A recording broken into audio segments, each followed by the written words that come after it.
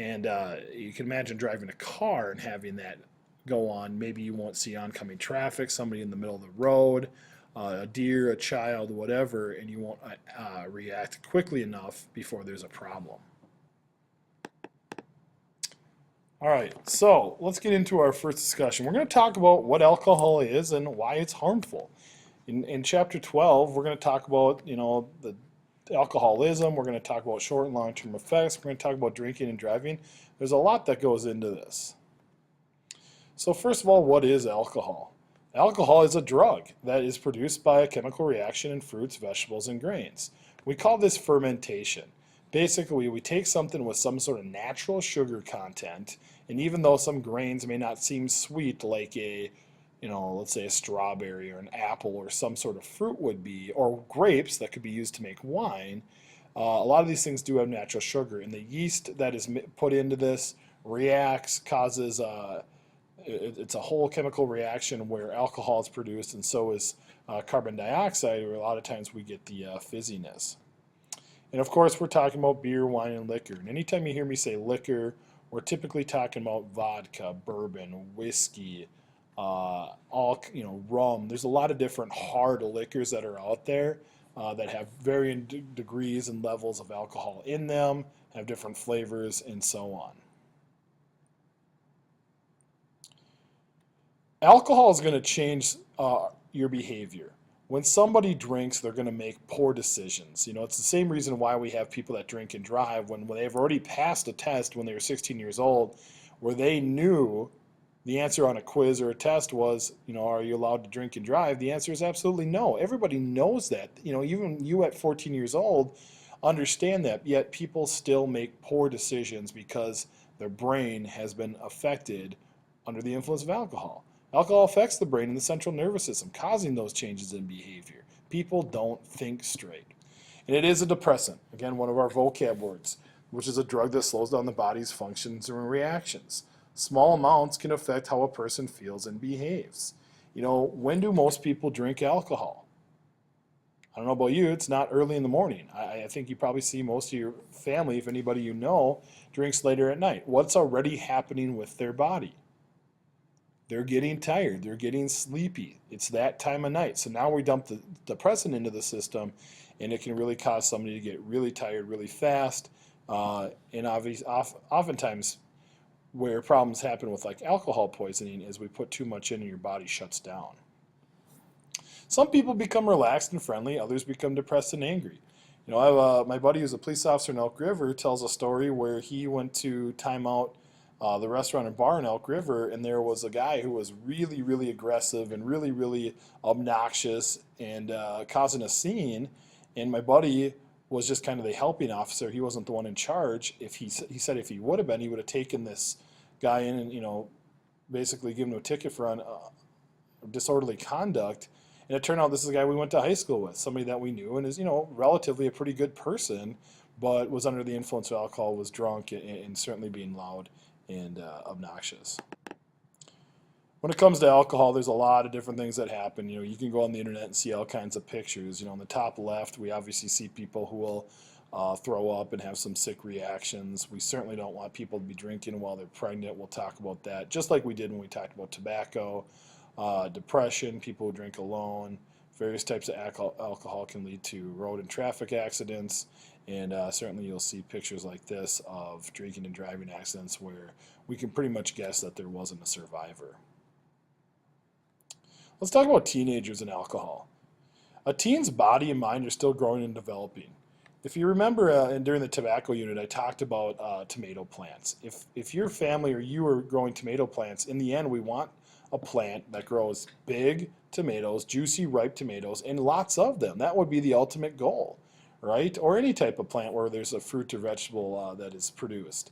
And you as teenagers, we want you to grow up and be as big and strong as you possibly can be. So why would we tinker with that? Why would we throw tobacco or alcohol into the equation that's just going to slow someone down? Research has shown that alcohol use can interfere with long-term and short-term growth, both physical and mental. So obviously maybe this is going to affect somebody from being as big and strong as they can be physically, but it also is going to affect your brain and your ability to function in school, make good decisions, have good relationships, and things like that. And we're really talking about your whole health triangle, physical, mental, and social health being affected by the choices you make at this age. Alcohol also increases the risk of social problems, depression, suicidal thoughts, and violence. You know, a lot of people use alcohol as a way out of their problems or a way of trying to feel better when truthfully it doesn't make you feel better at all. It causes you to do things that can lead to other problems. Maybe you steal money. Maybe you're violent and upset against other people. Maybe you lose relationships. Maybe you break up with boyfriend, girlfriend, and that can lead to depression, certainly can lead to suicide. You know, again with teenagers, if we look around the horn here, starting on the left-hand column in the top, there it is, interfering with the long and short-term growth. Also going down, alcohol harms the brain and ability to learn, causing teens to fall behind in school. Certainly we're going to see a decrease in school performance, the ability to do well in classes. Alcohol increases the risk of social problems. We've talked about that. Over here on the right, we have alcohol increases the risk of depression, suicide, and thoughts of violence. People are more willing to hurt one another. You ever heard the term liquid courage? Alcohol is often at times used when people are upset at others and they all of a sudden now aren't thinking straight and they're willing to go hurt somebody or do something that normally when they're sober they wouldn't. Teens who drink risk getting in trouble with the law. We have underage consumption tickets, obviously drinking and driving, all kinds of things like that, and also the potential of hurting other people. 1/3 of all teen traffic deaths are related to alcohol. Either A, themselves were using, or they just caught in an act where someone else was using alcohol and ended up hurting them. Let's talk about some reasons not to drink. Just say no is a popular phrase. You know, in the 1980s, Nancy Reagan, President Ronald Reagan's wife, coined the phrase "just say no" as a campaign against tobacco, alcohol, and drug use by teenagers and young adults. It's just a simple phrase that you know, we should be using a lot more. Choosing not to drink is always a healthy choice. Obviously, we know that the body is, you know, people are going to abuse alcohol, and teenagers are a very easy case of that. And it's when teenagers get together, they don't just have a beer or two if they are choosing to use alcohol. Chances are they're drinking as much as they can in a short amount of time to get drunk because they're at a party, they're at a get together. Mom and dad are going to be home in a couple hours, whatever, and they're really making poor decisions and they're drinking too much. Some drink to fit in with others. It's a popular reason, but most teens don't drink. The statistics prove to us that it's really a low number of teenagers that drink. Even if it does seem like everybody's doing it, it's really in the minority. But that peer pressure is strong. Some people will certainly start because of friends or, you know, a certain group of people are having parties, and, you know, in order to fit in, you're going to show up to those parties and do what everyone else is doing. If you choose not to drink, you'll already be fitting in with most of your peers. That's the cool part, is the majority of teenagers don't drink, and really that's the group of people we should be, you know, trying to emulate or, you know, model ourselves after. You know, some other important reasons not to drink, other than, you know, we're going to talk about long-term and short-term health problems, but here's some other ones. You know, you're risking your health when you drink, and we'll cover what those are, short-term and long-term. We'll definitely talk about the problems with the stages of alcoholism when we get to lesson 4. But we're also talking about alcohol being against the law for teenagers. You know, there's an underage consumption ticket that teenagers can get where you have to pay, you know, sometimes a couple $100s in fines. You get in trouble. Mom and dad aren't going to be happy. You know, it's kind of a long list of things that happen as a result of drinking underage. You should want to make decisions that'll help you become a strong person. You should want to be healthy, things that are going to make your body strong, and certainly alcohol use is really against all those ideas and thoughts. Teens who stay alcohol-free are better able to handle the challenges of everyday life. They're more likely to make good decisions, be resilient, and overcome the stressful, frustrating, or negative things that happen. Because, you know, life isn't perfect, but we shouldn't turn to a chemical like alcohol or drugs to make us feel better when things aren't going well. We should be able to say, okay, what am I going to do better next time? How am I going to overcome this? What am I going to do to get a better grade? What am I going to do when, you know, boyfriend, girlfriend dumps me? How am I going to become a stronger person and not have to use a chemical to make you feel better?